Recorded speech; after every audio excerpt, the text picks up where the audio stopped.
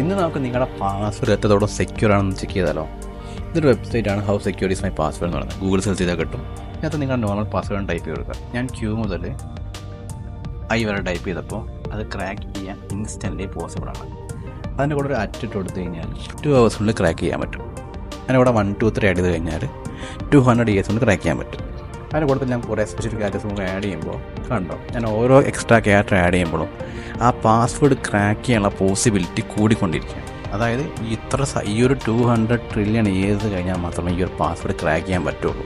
ഇതുകൊണ്ടൊക്കെ തന്നെയാണ് നിങ്ങളോട് പറയുന്നത് എപ്പോഴും പാസ്വേഡ് സെറ്റ് ചെയ്യുമ്പോൾ സ്പെഷ്യൽ ക്യാരക്ടേഴ്സും സിമ്പിൾസൊക്കെ ആഡ് ചെയ്യാം. നിങ്ങൾ ഫോർ എക്സാമ്പിൾ ജസ്റ്റ് നമ്മൾ 1 2 3 4 5 7 പാസ്വേഡ് കൊടുക്കുന്ന കഴിഞ്ഞാൽ അത് ഇൻസ്റ്റൻ്റ്ലി നമുക്ക് ക്രാക്ക് ചെയ്യാൻ പറ്റും.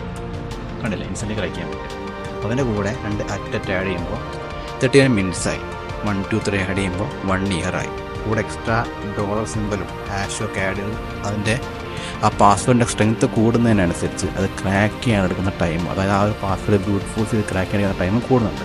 ഇതുപോലെ നിങ്ങളുടെ പാസ്വേഡുകളും ചെക്ക് ചെയ്ത് വെക്കുക. നിങ്ങളുടെ പാസ്വേഡ് എത്രത്തോളം സെക്യൂർ ആണെന്ന് വെരിഫൈ ചെയ്യാം. കാരണം നിങ്ങളുടെ ഓരോ പാസ്വേഡും നിങ്ങളുടെ ഓരോ അക്കൗണ്ടിൻ്റെ വാല്യൂ ഉണ്ട്. നിങ്ങളുടെ ഏത് അക്കൗണ്ട് കോംപ്രമൈസ്ഡ് ആയി കഴിഞ്ഞാലും നിങ്ങളുടെ ഡാറ്റയാണ് അവിടെ ലീക്കാകുന്നത്. അതുകൊണ്ട് നിങ്ങളുടെ പാസ്വേഡ് മാക്സിമം സേഫ് ആക്കി പ്രൊട്ടക്റ്റ് ആക്കി നിർത്തുക.